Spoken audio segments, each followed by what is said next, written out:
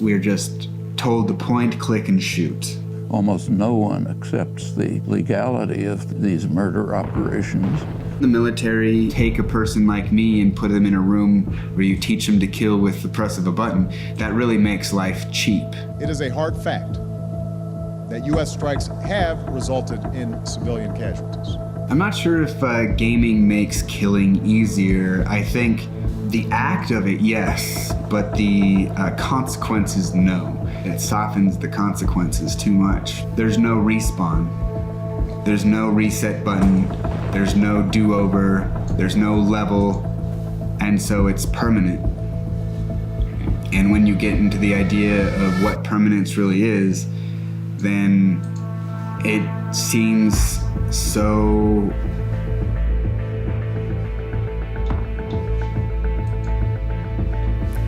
gross.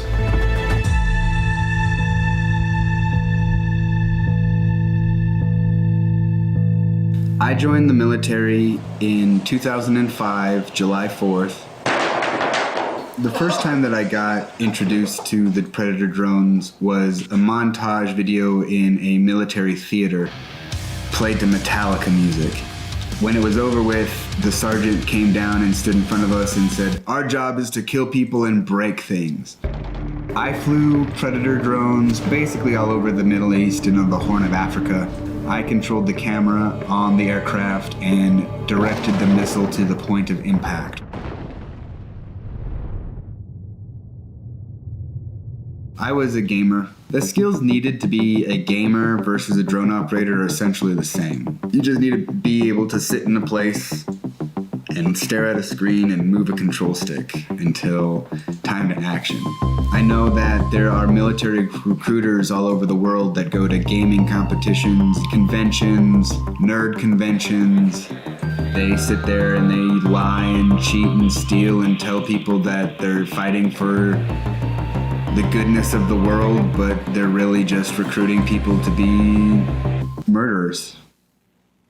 Some people in my peer group, the ones who didn't play video games, you could tell that they struggled with hand-eye coordination. It really has a lot of similarities. A typical gamer nowadays could do it, especially if they did competition gaming. You're yelling at your teammates over headset, you're coordinating moves and all that type of stuff. The training simulator was like an Atari game, but it malfunctioned more than an Atari would.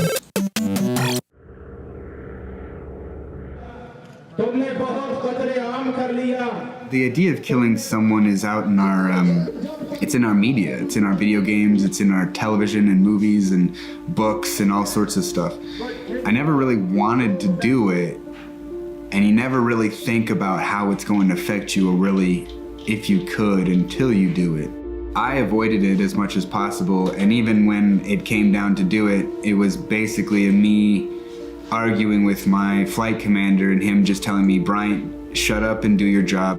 There was no feelings, there was no heartache or grieving or anything like that. It was just toxic masculinity. It felt like I lost a part of my soul. And no one in the military that I knew would grieve with me.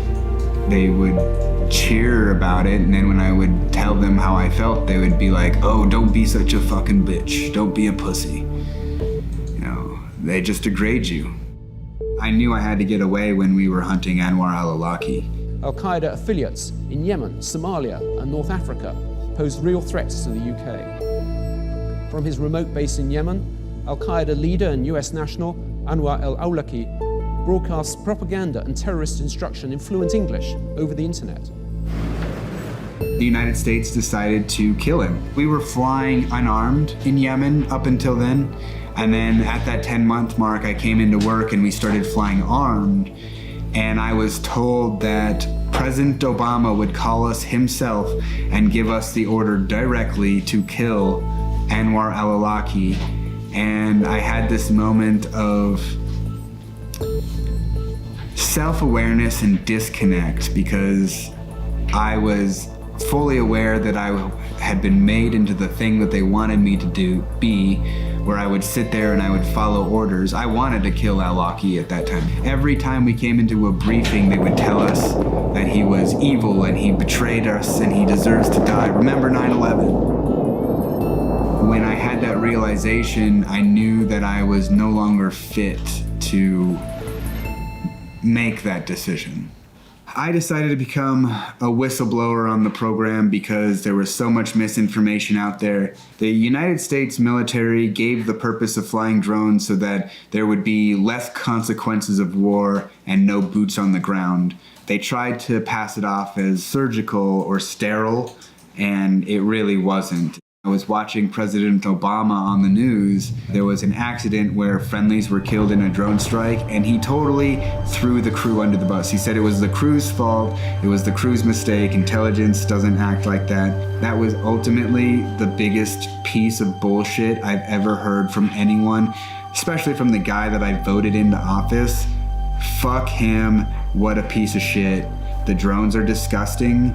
We are the camera bitches of the military. Like, we have no authority, we have no rights, we're just told to point, click, and shoot.